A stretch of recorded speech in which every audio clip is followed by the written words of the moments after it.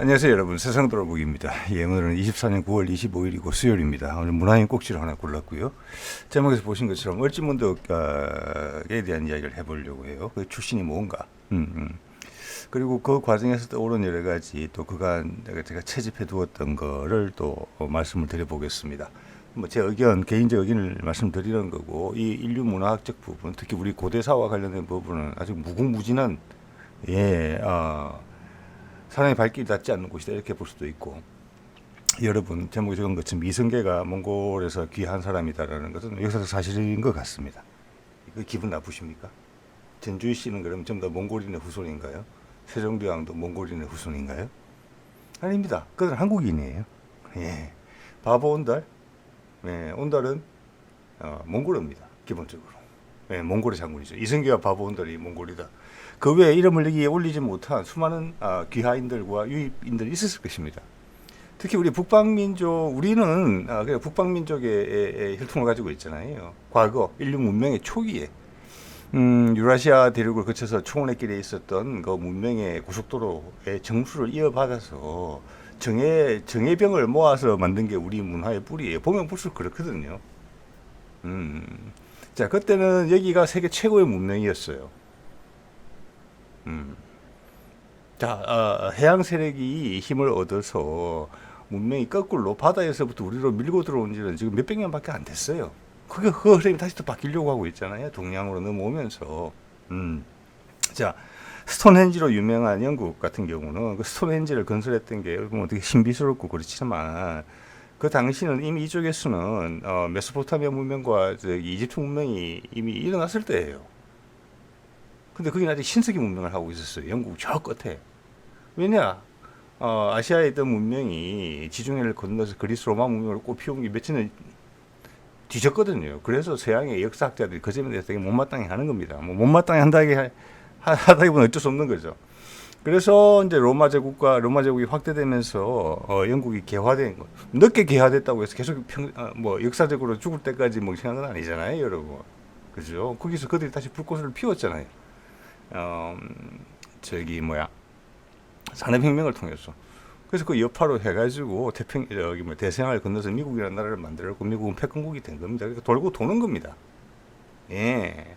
자, 그래서 우리가 오랑캐라고 평가하는 대부분의 북방민족들, 역사에 돋보이는 게 없으니까, 역사책에 찾아보면 안 나오니까, 안 가르쳐 주니까, 연구도 안 하고, 그 틈새를 이용해서 일본의 식민사학이 우리를 그렇게 만들어 놓은 거잖아요. 이게 순수한 민족인데, 이 동아시아 끄트머리 겨우겨우 큰 나라들을 섬겨가면서 살 수밖에 없는 민족이었어. 그렇게 추가로 차단을 시켜버리고 우리보다 못한 사람들은 무시하게 만들었어요. 오랑캐라고. 그것은 중국의 기준, 일본의 기준이거든요.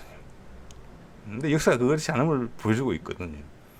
그리고 중앙아시아부터 동쪽, 시베리아 이쪽은 문명의 기원과 인류 문명의 기원과 상당히 가깝다고 느껴지고, 우리 문화의 원료라고도 가깝다고 느껴진다고 제가 이제 문화인에서 말씀드리고 있는데, 연구가 제일 부족한 부분이 언어학적으로도 그렇고 뭐 유전학적으로도 그렇고, 예. 그래서 제가 이제 건방지게 여러 가지 이야기를 드릴 수 있는 거죠. 물론 거짓말을 드리는 건 당연히 아니고요. 자, 그래서 우리의 문화적 포용성, 예.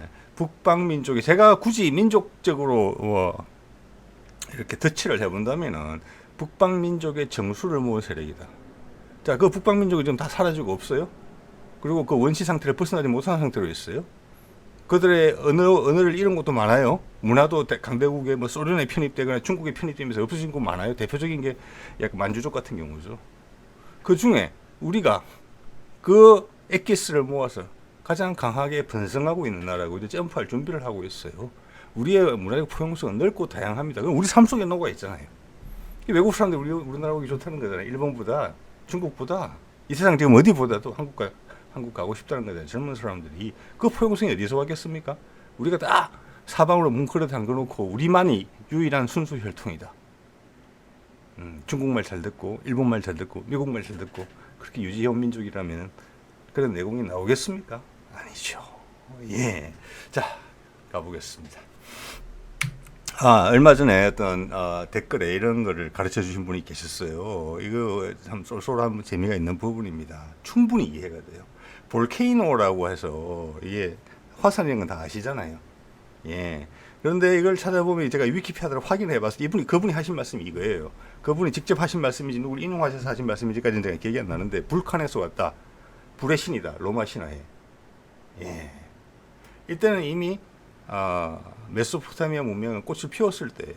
그 늦게 이 불칸 불의 신이 로마 신화에서 왔다. 그리스 신화에서 왔다. 즉 이제는 알 수 있어요. 1, 2천 년 다 뒤졌기 때문에 2천 년 이상 뒤졌기 때문에 뭐 수천 년 뒤졌기 때문에 그리스 로마 문명이 그걸로 그게 현재 서구 문명의 세계를 주도하는 G7의 서구 문명의 기원이잖아요. 그것은 당연히 아나톨리아 반도를 건너서 지중해를 건너서 이집트를 통해서 문명이 넘어온 거잖아요. 다. 그러니까 그들의 신화는 이것들의 신화예요. 쭉. 저 기독교 문명이 메소포타미아의 수메르인들의 어떤 뭐랄까 사상과 신화가 결합된 형태로 나타난 것처럼 물론 이슬람도 마찬가지지만 그것이 다시 서방으로 넘어간 거예요. 그중에 서방은 궁극적으로는 이제 기독교를 유대교로 선정해서 그것을 전 세계화로 윤색하면서 바꿨죠. 그래서 지금 세상을 지배하는 주요 종교 중 하나가 된 건데요. 자, 그러면 이 불칸이라는 단어도 넘어갔을 수 있다. 아시아에서. 여러분, 아시아라는 단어가 유럽 사람들이 만든 단어지만 제가 아시아 편에서 다뤘지만 그 어근이 아사입니다. 아침에 해 뜨는 곳이라는 뜻이에요. 우리 아사들이랑 똑같아요. 예. 그렇게 되면 우리가 아시리아나 이런 것들을 이름을 새로 다르게 보게 돼요. 그래서 영어에도 우리 동양의 흔적이 엄청나게 많이 남아 있다는 겁니다. 자, 불칸은 불큰이다는 말이에요. 불이 크다. 화산하고 일맥상통하죠. 그러면 또 이해가 돼요. 거기가 왜 발칸반도냐? 지난번에 불가리아 말씀드렸어요. 불가리아. 그들도 유목민의 나라예요. 발칸반도 들어가서 나라를 만든 건데 붉은 땅이잖아요. 불가가 핵심 어원이에요. 어근이에요. 자, 그럼 발칸반도 다 설명이 돼요. 그럼 이 불이다, 크다라는 단어가 결합된 형태로 다양한 파생형이 나오는데 그러면은 아프간에 진짜 오래된 나라 중에 하나인 그 역사는 잘 모르는 가난하고 열심히 조사를 안 했기 때문에 후속 조사가 없기 때문에 이 발굴한 부분 많이 나올 거라고 생각을 합니다. 아프가니스탄, 키르기스탄, 알타이 산맥의 내부 지역, 즉 지금 중국과 러시아의 접경 지역 같은 곳 말입니다. 예. 자, 카불, 아프간의 카불이 이건 거꾸로 바꾼 거다. 큰 불이다. 불칸이 하고 같은 말이다. 자, 저렇기 때문에 이 정도까지 하고 보면은 우리 설화 벌 할 때 벌자가 기본적으로 불에서 왔다 이런 생각까지 하게 돼요. 벌판이 붉게 타오르는 곳이다. 그만큼 소중하고 중요한 곳이라는 뜻으로 쓰였다는 걸 알 수 있어요. 카불을 보면. 그래서 벌판도 불에서 왔다. 설화 벌도 원래는 불이다. 자, 그래서 불가리아 말씀드린 거고 그 옆에 보면 볼가강 유역의 유목민이었어요. 불가리아가. 어떤 거는 B로 돼 있고 어떤 거는 V로 돼 있어요. V로 돼 있어요. 같은 거라는 거죠. 그래서 제가 불이야트도 야트는 뒤에 사람을 뜻하는 것이니까 복수형으로 불이다. 예전에는 받침을 쓰기 어려웠기 때문에 우리가 불족이다. 불이죠. 그렇게 말씀드린 바가 있죠. 자, 그래서 그 의견 주신 분한테 감사의 말씀을 드리고요. 그 다음 이걸 하다 보니까 추가 생각이 났어요. 우리가 말을 진짜 많이 쓰고 있다. 우리 불끈 솟는다. 불끈. 주먹을 불끈 진다. 불큰이에요. 예, 오늘 볼케이노 보면서 느낌이 왔습니다. 또 성질을 낼 때는 발끈한다 하죠. 발끈. 이렇게 파생형을 막 만들었어요. 이겁니다. 우리가 되게 문화적 깊이가 오래됐고 그 여러 갈래 중에 몸통이다라는 걸 느끼는 거예요. 왜 이런 말 활용해서 쓰고 있으니까 지금도 아직까지 다반사로 불가리아 사람 이렇게 쓰겠습니까? 서양 사람들이 볼케이노를 어떻게 활용해 쓰겠습니까? 생활에. 그렇죠. 그 용량은 우리보다 훨씬 적을 거예요. 또 하나 생각이 난 게 지난번에 말씀드린 게 이제 부리부리하다. 불 같다는 거고 불 같은 성격이라는 표현 많이 쓰지 않습니까? 예, 그 파생형 많아요. 부럽다다. 불두덩이. 불 더하기 알. 예, 양기의 상징이죠. 또 하나 이번에 생각난 것은 불이 나게. 여러분 한번 생각해 보신 분 있으신지 모르겠습니다. 등잔 밑이 어둡다고 가만히 보니까 불이 난 것처럼이라는 뜻이잖아요. 불이 나게가. 불이 나게 도망갔다. 불이 나게 들어왔다. 불이 나게 떴다. 떠났다. 불이 난 것처럼. 야, 불이 나게. 그 불이 그 불이죠. 우리 부여를 불이라고 읽어야 된다는 주장을 하시는 분들이 있죠. 저는 그게 맞다고 보고 고려도 고리라고 읽어야 된다고 하잖아요. 예. 자, 그거는 예전에 또 드린 말씀이고 오늘 슬라이드가 기니까 좀 더 넘어가도록 하겠습니다. 자, 그리고 부싯돌 한번 볼까요? 예전에 드린 말씀이지만 이걸 분석을 해보면, 풀이를 해보면 아주 쉬워요.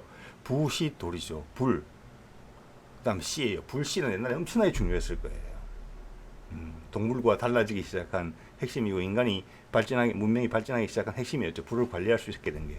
불씨를 관리하는 거잖아요. 불씨를 만드는 돌이에요. 좀 튀겨서 불꽃을 만드는 거예요. 근데 여러분 생각해 보세요. 눈부시다. 부시죠. 예. 즉 부싯돌을 만들 때 불꽃이 튄단 말이에요. 그걸 불씨가 튄다라고 옛날에 표현했을 거예요. 그래서 불씨다예요. 우리는 지금 뭐라고 합니까? 요즘 표현으로는 같은 불이지만 불꽃이 튄다라고 하죠. 훨씬 더 시적으로 바뀌었죠. 불꽃이 튄다고 하니까. 우리 조상들은 불씨가 튄다고 했어요. 불씨다. 불씨다. 눈이 불씨다. 그 파생이 또 이렇게 나온 거예요. 거기다가 조금 다른 파생을 생각을 해보면 때려 부시다가 있어요. 부수다라고 쓰고 있지만 때려 부시다라고 이렇게 많이 써요. 이제는 이해가 되죠. 저 말이. 돌이 튀어서 불꽃이 튈 정도로 망가뜨린다는 거예요. 그게 부시는 거예요. 예. 자, 불 더하기 씨가 이렇게 다양한 말들을 만들어냈고, 불씨를 처음으로 아마 썼을 때는 뭐 구석기, 신석기 이때부터 썼을 거잖아요. 불을. 예, 인간이. 예, 그때도 당연히, 불을 관리하는 능력은 컸을 거예요. 예. 자, 그렇게 봤을 때 과연 이 부싯돌이다, 눈부시다라는 이 표현이 우리는 참 다양하게 쓰고 있고 이 세상 어디보다 우리가 다양하게 쓰고 있다고 봅니다. 예. 이것은 이 단어를 우리가 체득한 단어라고 믿기 때문에 제가 그렇게 생각을 하거든요. 우리가 만든 단어다. 자유자재로 구사한다. 다양한 상황에 응용시켜서. 지금 우리 후손들은 그것도 뭔지도 모르면서 그 말을 쓰고 있다. 알게 되면 훨씬 더 우리의 낱말을 만들어내는 능력이 뛰어나지겠죠. 바뀐 세상살이를 살면서. 또 이 말의 연원이, 이 부시다라는 말의 연원이 잘하면은 구석기 시대까지 올라갈 수 있는 말이다. 그때 언어가 있었다면 있었겠죠. 인류 문명의 초창기부터 왔던 말일 가능성이 크다. 불하고 씨라는 말이. 불이라는 말은 당연히 그렇겠죠. 인류 문명을 상징하는 단어니까. 여기저기 결국 서양까지 흘러갔잖아요. 큰 불 나는 거. 예. 부시다. 예. 이거는 말씀드린 대로 석기 시대까지 그 연혁을 추적할 수도 있는 낱말이라고 생각합니다. 예. 자, 이 정도 말씀드리고요. 자, 온달 이야기 해볼까요? 현재 온돌이란 말을 예전에 찾은 겁니다. 몽골에 찾아보면 그 뜻이 많은, 높은, 큰, 위대한 이런 뜻이다. 높이하고 상관이 있는 단어다. 예. 이 정도인데 이걸 저는 설명이 돼요. 예. 자, 터키어로 지금 중앙아시아에서 많은 여러 나라에서 10을 뜻하는 단어가 온입니다. 우리는 10이지만 온. 이상하십니까? 우리 온누리, 온 세상 할 때 그 온이에요. 예, 약간 성스럽다, 신적인 느낌이 좀 있잖아요. 돌은 뚜렷하죠. 돌덩이 돌. 그리고 중앙아시아의 많은 지역에서 여러 나라에서 산을 뜻하는 단어로 닭 이런 단어를 쓰고 있습니다. 예, 그걸 가져와서 우리는 온자도 쓰고 있죠. 예, 온 세상 온누리, 예, 온갖 것, 예, 오만 가지 쓰고 있습니다. 거기다가 우리는 돌과 달을 구분했어요. 둘 다 음의 상징이에요. 땅이니까. 산봉우리니까 달이죠. 거기서 구분해지는 거예요. 조금 사람들이 많고 우리한테 의미가 있는 곳은 달이 되고 그냥 돌멩이는 돌이 된 거예요. 그래서 해와 달이 된 거죠. 해와 돌이 아니고. 자, 이러면 우리의 난방 시스템인 온돌도 설명이 돼요. 온돌도. 이 온돌하고 똑같은 거예요. 온달 장군의 그 뜻과 같은 거예요. 당연히 몽골에는 온달이라는 지명이 여러 군데서 발견이 됩니다. 예, 우리 온돌은 성스러운 돌이에요, 진짜로. 바닥이 따뜻해지니까. 네, 자, 온달이 몽골인이다. 네, 좋습니다. 자,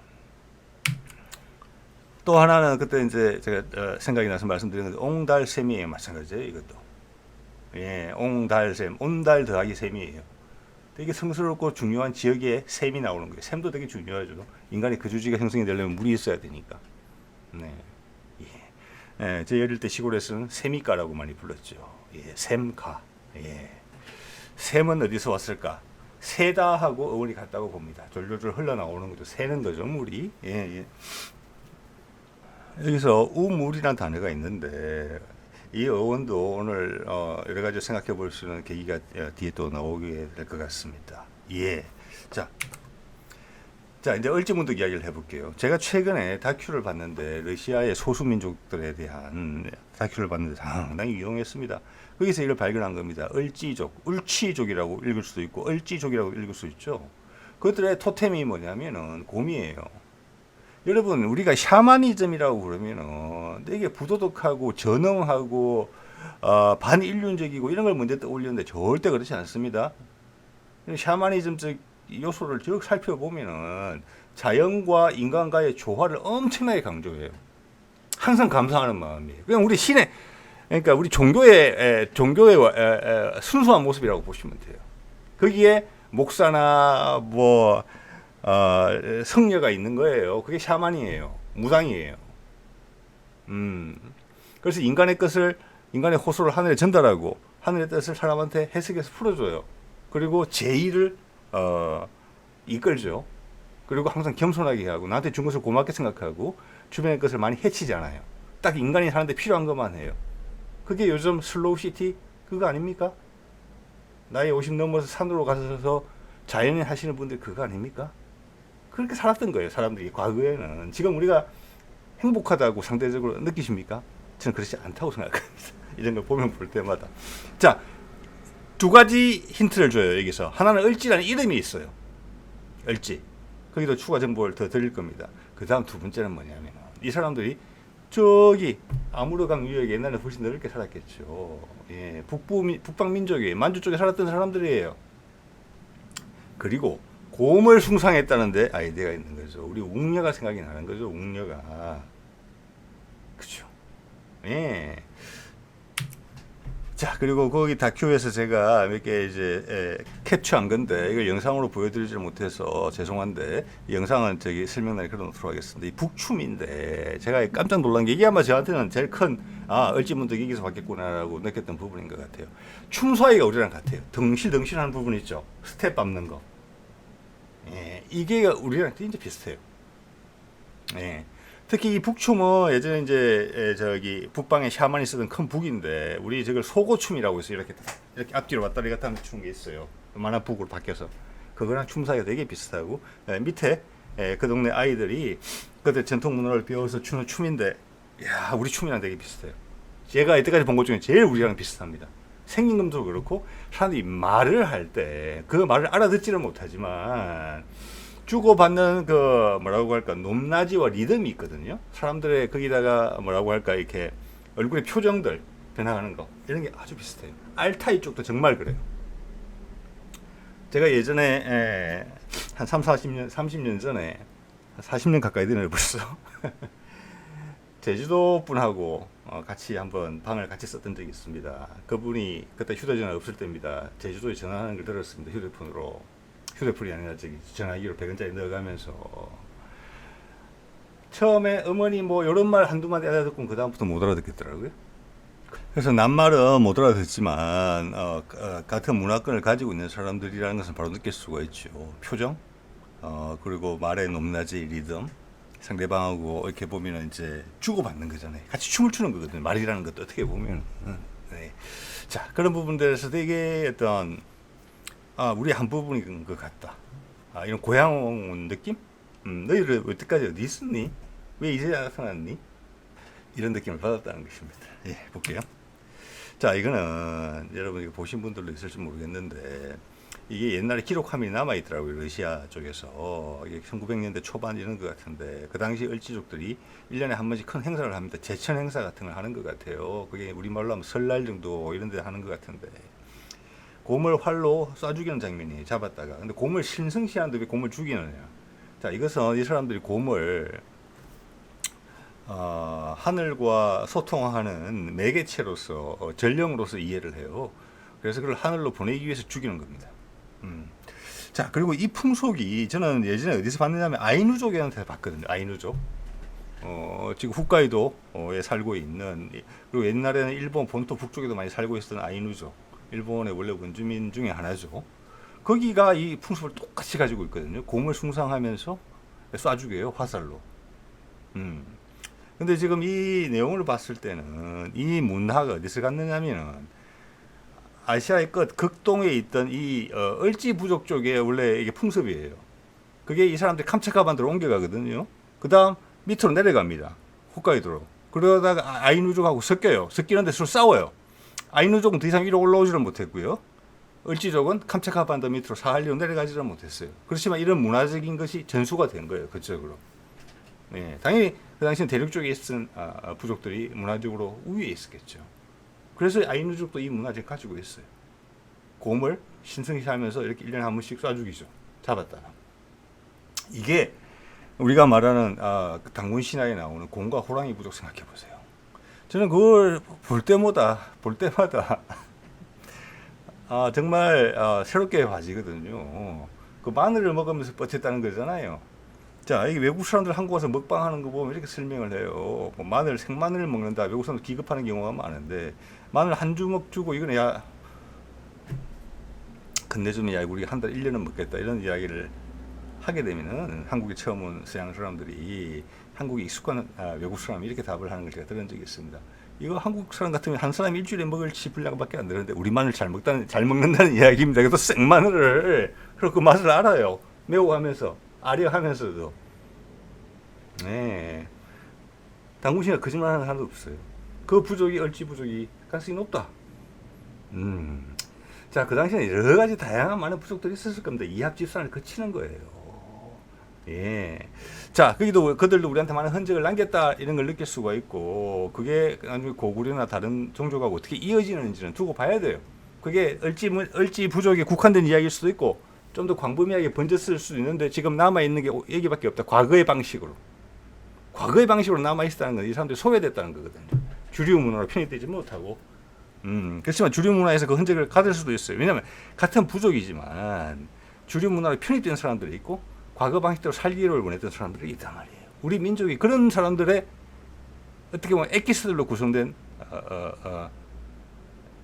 팀이에요. 우리는 저기 알타이에서부터 오늘 보시면 느끼실 겁니다. 네. 자, 그래서 그런 면에서 봤을 때 을지문덕이 여기 출신일 가능성이 많다 이런 생각을 조금 더 하게 되는 거죠. 예. 자, 나무위키를 마침 찾아봤더니 이런 이야기가 나와요. 어떻게 을지문덕에 대해서 야사의 을파소의 후손이다. 그러면서 이걸 정설이라고 생각하는 것 같아요. 어투를 보면은 야사의 을파소의 을씨인데 이는 을지거든요. 그래서 우리가 국민들이 아는 유명한 사람 을파소. 그러니까 이쪽으로 갖다 붙인 거예요. 그래놓고 이게 정설인 듯하다 이렇게 이야기하고 말아요. 여기서 우리의 편협함이 드러나요. 이런 식으로 우리의 역사에 대해서 기술하고 문화적 우월성을 거짓말을 통해서 이렇게 해낸다. 새로운 사실을 받아들이고 수용하고 거기서 뭔가를 더 창조해낼 수 있는 힘이 없이 이런 상태로 머무른다. 이렇게 계속 작아지는 거죠, 사람이. 이러면 일본 사람처럼 되는 거예요. 이게 남북 분단이 됐기 때문에 더더욱 이런 성향이 강해지는 부분이 있어요. 이런 걸 엄청나게 조심해야 되는 부분입니다. 그리고 사실을 가까운 말을 하는 사람도 있었어요, 보니까. 뭐 사실인지까지는 모르겠지만 79년에 고고학자 김원영 교수가 귀하 가문일 것이다 라는 주장을 했어요. 여기 보면 뭐 선비족의 성씨 중에 하나고 이거는 그 당시는 한 부족도 여러 가지 이름으로 불렸고 새로 팀을 규합하면은 또 새로운 종족의 이름이 나오고 국가 이름이 나오고 다시 갈라지면 또 새로운 이름이 나오고 정신 없어요. 우리 만주나 북방민족에 잘 모르잖아요. 기껏 중국에서 기록한 걸 정사라고 생각하면서 이야기 많이 하는데 지금 이제 여기서는 중국 역사서에 나오는 울지해, 울치 역시 비슷하죠. 울지강, 울지형, 울지경덕 이런 이름까지 무시하면서 단지 발음이 같다는 이유로 을지문덕이 출신이라고 부르는 것은 타당하지 않다고 본다라면서 이렇게 말을 맺어요? 이해됩니까? 안 되지요. 우리의 영웅이 오랑캐 부족 출신일 리가 없다 이런 거예요. 이성계? 그러면 몽골인들 어떻게 할 겁니까? 유명한 온달 장군도 몽골인인데 어떻게 할 겁니까 그러면? 예. 자, 이런 거는 반드시 지양해야 된다라고 보고요. 자, 이걸 보면서 울지족이 주로 사는 곳이 아무르강 유역인데 현재는 저 하구 쪽에만 남아 있어요. 옛날에는 이 물 근처에 상당히 넓게 퍼져 살았을 가능성이 있습니다. 아무르강은 상당히 큰 강이에요. 여기 보면은 뭐 하얼빈부터 해가지고 압록강 북부, 뭐 드만강 북부 이런 데도 다 지류가 형성이 돼 있어요. 이게 이 아무르강 유역이 엄청 커요. 근데 현재 이 부족이 사는 곳은 캄차카랑 사할리랑 가까운 저쪽이에요. 과거의 영역은 모르죠. 그래서 우리 아무르강인데 이거 어원을 보면은 제가 위키피디아에 몇 개 적어놨는데 저는 뭐 크게 땡기지가 않더라고요. 그래서 제 나름 해석을 해봤습니다. 이렇게 해석을 보면 되게 쉬워요. 우리말로 해석을 하면. 거기는 우리말을 모르니까 다른 여러 가지 일을 이용해서 설명하려고 하고, 이게 중국말로 하면 흑룡강성이죠. 검은 용의 강이에요. 흑룡강이죠. 흑룡강성도 있잖아요. 예. 그런데 그 사람들은 아무르라고 부른단 말이에요. 제가 한번 풀이해 볼게요. 아무르는 아 더하기 무르라고 생각합니다. 아는 뭐냐면은 저기 일본말에 그런 게 좀 남아 있죠. 까네인데 오까네, 돈, 사케 술인데 오사케 이렇게 하는 것처럼 그걸 존중하고 중요하다는 의미로 앞에 붙이는 경우가 있어요. 네. 그럼 대자연의 큰 부분이면 당연히 그렇지 않을 수가 없겠죠. 이 강의 유역의 면적을 한번 보세요. 엄청난 강이에요. 이게 몽골에서 거의 만주 북부를 다 차지하는 정도의 유역을 갖고 있는 강이거든요. 수많은 부족들이 여기서 피어나고 졌을 겁니다. 그 중에 하나가 을지예요. 예. 자, 그들의 풍습이 우리한테까지 남아있고, 우리 신화에 기록될 정도인 거 보니까 한때 위세는 컸다. 우리하고 당연히 접점이 없을 수가 없는 민족이잖아요. 보십시오. 옛날 고구려의 광역하고, 우리 민족들의, 만주에서의 광역하고, 그들 겹치잖아요. 자, 아무르로 들어가서 말씀을 드려보면, 여기서 힌트는 어디서 오느냐. 우리 순수한 말에 용을 미러라고 한다고 합니다. 미러. 그러면 우리 지금 쓰지 않는 말이기 때문에 좀 어색한데 미리 내라는 말은 많이 들어보셨을 거예요. 은하수의 순수한 우리말이다. 그리고 미리 내라는 말이 훨씬 더 설명을 잘해줘요. 용이 살고 있는 개천이다라는 뜻이에요. 별들의 강이죠. 하늘에 있는. 자, 그렇게 되면은 우리말에는 그렇게 흔적이 남아있고 중국말에 흔적이 안 남아있다. 용은 우리도 대부분 많은 사람도 그렇게 알고 있는 것 같은데 중국 문명의 소산이다. 아니라는 거죠. 농경민족의 소산이다. 그래서 다분히 농사가 남쪽에서 많이 시작됐으니 그게 중국 땅이었을 거고, 거기서 이제 비가 오고 이런 게 중요한 거니까 용이 어떤 상징동물로서 자리 잡았다. 이렇게 이야기를 만들어서 해설을 하는 거예요. 그렇지 않아요. 농사가 아니더라도 우리한테 강은 엄청나게 중요했습니다. 옛날 채집 수렵 생활을 할 때도 그렇죠. 우리 그래서 용은 어디서나 나올 수 있는 거예요. 이거는 북방 문화의 상징이에요. 우리 말만 분석해봐도 그래요.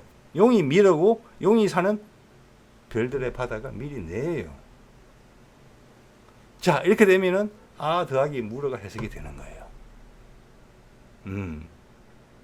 미러, 무러 이게 물의 어원이라고 생각합니다. 여기서 파생형이 많이 나왔어요. 일본 사람들 아직도 미저라고 그러죠. 자, 중국어에 남아있는 물의 단어가 뭡니까?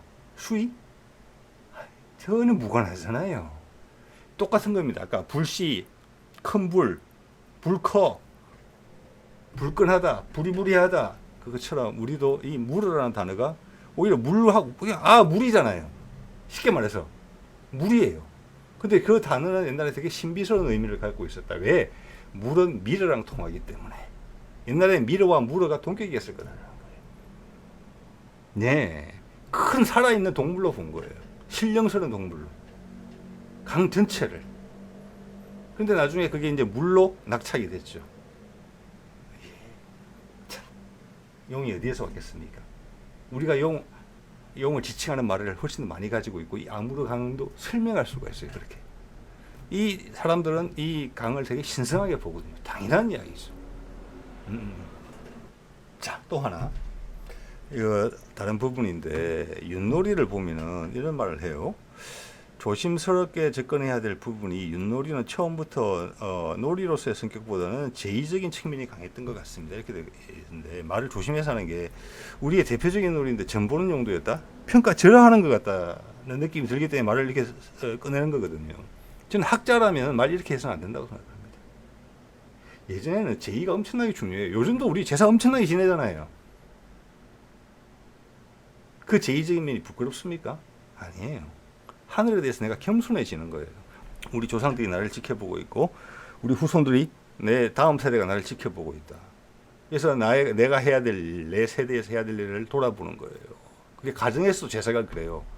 옛날에 국가적인 제사를 했을 거잖아요. 부족이면 부족 차원에서 제사장이, 샤만이, 무당이 그걸 학자가 이렇게 이야기하면 안 되죠. 조심스럽다. 지금은 놀이잖아요. 윷놀이. 그보다 더 깊은 의미가 있는데 왜 조심스러워요?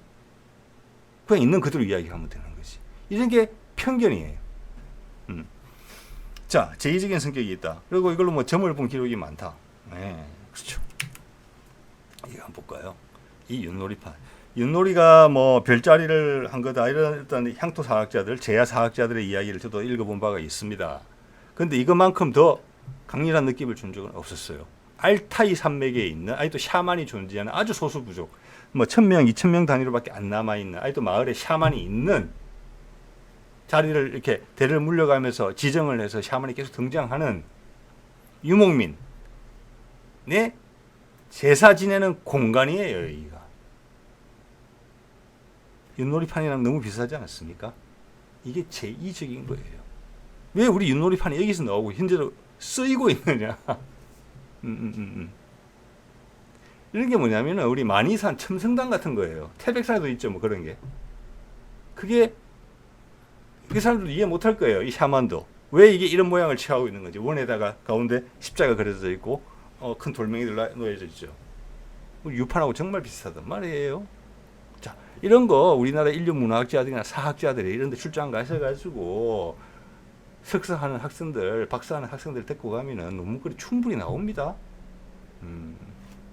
자, 이거는 좀 전에 그 윷놀이판 가운데 제단이에요. 거기가 보이시죠? 이게 제물을 올려놓고 제사를 지내는 장면입니다. 유판이 제의적이다. 윷놀이를 또 어디 사는지 모르겠습니다.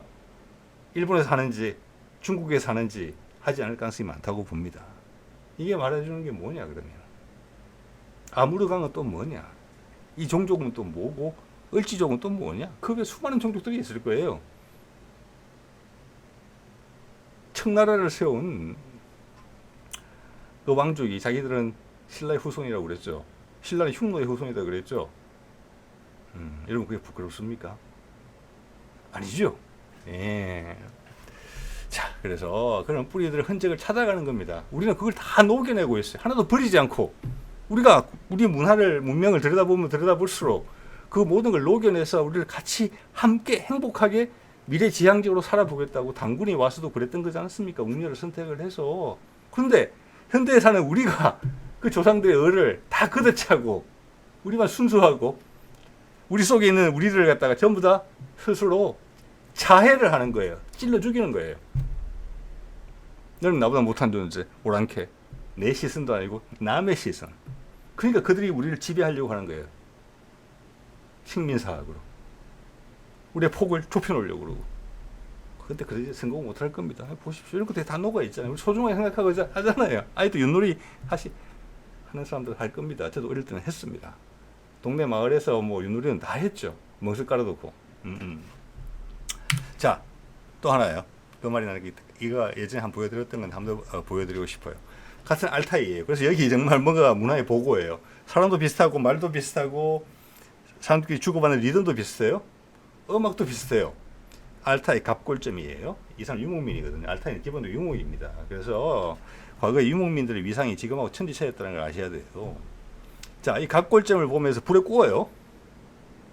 자, 그러면 갑골 문자가 중국의 문명입니까? 중국 사람도 인정하잖아요. 거기다가 점괘를 갖다가 한자로 적어놓은 게 갑골문으로 적어놓은 게 한자의 기원으로 봐지는 거잖아요. 초기 한자. 그걸 동유족이 만들었다고 하잖아요. 그 지역은 고조선의 영역이었고 당시에 해안가는 그 원형이 알타이에 있다는 겁니다. 이 사람들 한자는 모르죠. 불에 굽는 거 똑같아요.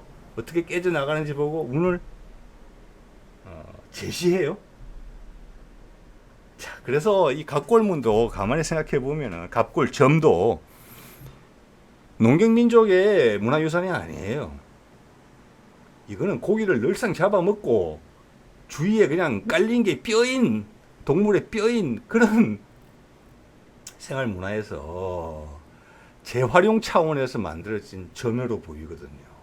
그렇지 않겠습니까? 어깨 쭉지나 이런데 말뼈, 소뼈, 양뼈 천질 거잖아요. 유목민이. 자, 이거는 농경민족에서는 어려운 거예요. 자, 그래서 갑골이라는 점도 기본적으로 중국은 농경민족의 기반을 갖고 있다고 봐지거든요. 그렇기 때문에 철기 문명이 시작되면서 중국이 급팽창할 수 있다고 생각합니다. 생산량이 커지기 때문에. 그래서 그 위세로 고조선을 밀어냈다고 보거든요. 그 외에 다른 여러 가지 사연도 있었겠지만, 자, 이런 것도 우리한테 이어지고 있다는 걸 말씀을 드리는 것이고, 여기 한자를 새기면서 한자가 우리 후손한테 남겨지게 된 거잖아요. 예, 그것도 알타이에 있더라. 자, 이쪽은 알타이, 저쪽 것. 아까 이쪽은 아무르강 하류, 거기에 있던 얼지족. 그게 다 우리한테 뭔가를 다 남기고 있잖아요. 그 가운데도 무수히 많다. 그들의 샤머니즘적인 형태가 우리한테 놀이로 남아있다. 윷놀이 말씀드리는 겁니다. 자, 또 볼까요? 캄차카 반도에 가면 이게 있어요. 이거는 한 제가 몇 년 전에 캡처해 놓은 건데, 그래서 제가 찾을 수가 없습니다. 저기 출처를. 우리 고시대, 지금 아직도 고시대 같은 거 하시는 분들이 있어요. 예를 들어서 배를 탄다거나 좀 위험한 일을 하실 때는 이런 걸 꼭 하는 것 같고, 지금도 어디 뭐 차를 사거나 이러면은 이 고시대처럼 하는 거 있어요. 맞죠? 차 앞에서 제사 지내는 거 저도 해본 적이 있습니다. 뭐 제 차는 아니었지만, 네. 그게 그 풍습이 그대로 있어요. 모양도 비슷하죠. 예전에 설이나 추수인지는 잘 모르겠습니다만은 제사 끝나고 집 앞에 이렇게 신문지에 싸서 내놓는 풍습, 여러분 길 가다 많이 보셨을 거예요. 그 고시래죠. 캄차카에 똑같이 있어요. 장성도 보이시죠? 우리 거랑 크게 다르지 않습니다. 자, 이러다가 이 사람들이 넘어간 거란 말이에요. 빙하기 때 1만 몇천 년 전에 아메리카 대륙으로, 그래서 아메리카 인디안이 된 거잖아요. 그것도 여러 파가 넘어갔겠지요. 자, 이런 풍습도 우리한테 그대로 남아있어. 온전히. 자, 우리는 문화의 용광로고 핵심 엑기스만 추려서 새로운 방향성을 제시하면서 하나도 버린 것 없이 다 가지고 가고 있어요. 근데 우리 후손이 그것을 그 진면목을 보지 못하고 우리 속에 있는 부분을 무시하고 파내리고 그러면 웃기는 일이죠. 그것도 남의 사주를 받아서 안타까운 일입니다. 여기까지 말씀드리고 나니 이거 하나 생각이 났어요. 자, 지금 이제 알타이 산맥 쪽에 있는 이야기, 그리고 아무르강 하류에 있는 부족의 이야기를 우리 속의 문화로서 살아 숨쉬고 있다는 말씀을 드렸는데, 여러분 거란족 아시죠? 거란족. 우리 고려 때죠. 강감찬 나올 때가 거란이고, 기단이라고도 이제 부르는데, 키타이, 뭐 이게 키탄이고 이런데, 이게 이제 내몽골에 있는 거란의 무덤을 발굴했어요. 예. 거기에 관련된 영상이에요. 그 중에 무슨 내용이 나오느냐면, 일본 제가 분홍색 동그라미 한번 보십시오. 얄류 아바지라고 돼 있어요. 그러면서 이 내용의 설명을 뭐라고 하는고 하니, 거란 건국의 공신으로 돼 있어요. 얄류는 이름이고, 뭐 이름인지까지 모르겠지만 제가 보기에 얄류는 이름이고 아바지는 직책인 것 같습니다. 우리 아버지하고 너무 똑같잖아요. 예. 볼까요? 얄루는 뭡니까? 압록강의 만주말이에요. 의미까지는 모르겠습니다. 여기서 대단한 것이 우리 재상 같은 그런 느낌을 주는 단어 같거든요. 아바지라는 게 신적인 존재는 아닙니다. 그렇다고 제사장급도 아니에요. 그 당시에만 해도 제사장이 이거였기 때문에 왕을 겸하고 있었기 때문에 아바지는 그 밑에 인간계에 있어가지고 제일 높은 사람. 제가 그래서 재상이나 이 정도 되는 급이라고 말씀드리는 겁니다. 예. 근데 이거 하나라면 우연일 수 있네. 예, 이렇게 말할 수 있겠지만, 지금도 만주에 보면 아바이란 말이 있어요. 만주에. 지금 뭐 사냥꾼 이런 걸로 가끔 번역이 되는 것을 보고 있는데 정확도는 잘 모르겠습니다. 아바라는 표현이 있단 말이에요. 여기서 하나 드리고 싶은 말씀이 아프가니스탄. 아프가니스탄. 그 말은 뭡니까? 아프간 종족의 땅이란 뜻이잖아요. 아프간, 그 간은 칸이란 말이에요. 그럼 이 사람들의 어근은 뭐냐면 아버예요. 아바지도, 지는 아바치가 될 수도 있고 아바지가 될 수도 있고 뒤에 칸을 붙이면 아바칸이 될 수도 있죠. 그 정도는 이제는 여러분 우리 할 수 있잖아요. 우리 중앙아시아의 말 쓰임새를 봤을 때. 그러니까 이것도 아바지예요. 이런 종족, 자신들의 종족을 아프간이라고 부르는 사람들이에요. 그래서 아프간은 되게 관심이 가는 동네라고 저는 생각을 합니다. 그리고 이게 또 우리 그 한단고기에 보면은 과거 이야기를 하면서 아파간이라는 호칭이 나와요. 아파간. 여기도 재상의 의미로 쓰이는 것 같아요. 아파간. 한자 발음 우리 식도 그대로 읽은 겁니다. 비슷하죠. 아파간은 더 큰 의미고 아바지는 좀 낮은 의미라고 볼 수 있어요. 그렇지만 기말지도 진짜 붙었다고 해서 그게 뭐 낮다 기말칸이 아니기 때문에 낮다 그렇게 모르기는 어렵지 않습니까? 자 그렇게 되면은 북미 인디안, 뭐 남미 인디안도 마찬가지지만 우리하고 어떻게 보면 아시아에서 넘어간 사람들인 거거든요. 어느 여러 차례 걸쳐 넘어갔으니까 비슷한 사람도 있고 좀 먼 사람도 있고 그럴 거예요. 아파치라는 그 종족의 부족의 이름이 설명이 돼요. 어떻게든 설명해낼 수 있어요. 거기 그 아파치들은 자기들이 왜 아파치라고 부르는지 모를 거예요. 아마 알고 있더라도 되게 두리뭉실하게 알 거고 그걸 체록한 미국 학자들은 또 어떻게 이야기를 하고 있을 거예요. 그러게 위키피디아에 나타나는 거예요. 우리가 설명해 줄 수 있어요. 그런 뜻이 많으니까. 위대한 민족이라는 뜻이다. 아파치, 아파간, 아바지. 또 우리나라에서 이제 유연이라고 부르는 초원의 큰 세력, 뭐 5세기부터 한 9세기 정도까지였던 것으로 제가 기억을 하는데 그 유연을 그게 이제 유럽까지 영향을 미쳤거든요. 로마 제국에까지 훈족이나 뭐 다른 거나 마찬가지예요. 그래서 그때 이들을 부르는 이름이 아바르 제국이었어요. 아바르인이었어요. 아바르인. 이거는 뭐냐? 아바들이라는 뜻이에요. 그냥 아바르, AVAR이거든요. 아바지, 아프간, 아파치. 그의 어근이 다 똑같잖아요. 당연히 우리 아버지랑 같죠. 우리 아버지랑 호칭이 어디서 나왔는지 이제 여러분 감 잡으셨을 겁니다. 아빠? 네? 아빠 하면 더 비슷하죠. 아빠칸이니까. 아빠치니까. 예, 아버지. 예, 이거 무시무시한 생각이 드는 그런 호칭이에요. 그리고 우마이가 뭡니까? 여기서 우마이를 한번 소개해드려야 되는데 우마이는 탱게르 신앙을 봤을 때 하늘의 탱게르는 하늘이잖아요. 탱게르 칸, 하늘의 신이다. 하늘의 왕이다. 당군이잖아요. 그게 탱게르 칸. 땅의 신은 이름이 뭔지 아십니까? 중앙아시아에서 우마이입니다. 오마이, 어머니입니다. 우리 집에 각각 집안에 우리는 아바지가 있고 우마이가 있고 아히 아니면 알해거든요.